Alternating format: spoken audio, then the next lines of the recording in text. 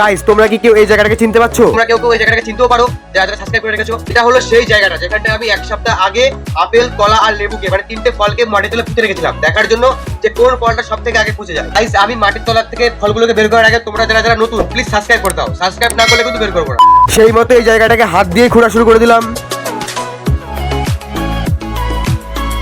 অল্প একটু খুঁড়তে না খুঁড়তেই আমাদের নীল কৌটোগুলো দেখা যাচ্ছে। ওই যে নীল কৌটো, হাত দিয়ে খুঁড়েছি বলে ভালো করে খোঁড়া হয়নি, তাই কৌটোগুলোকে ভালো মতো বের করতে পারছিলাম না, খুব কষ্ট হচ্ছিল বের করার সময়। শেষমেশ একটা একটা করে সবকটা কৌটোকে মাটির তলা থেকে বের করে ফেললাম। এবার শুধু আনবক্সিং করবো, মানে দেখবো এক সপ্তাহ পর কোন ফলটা সব থেকে বেশি পচে গেছে।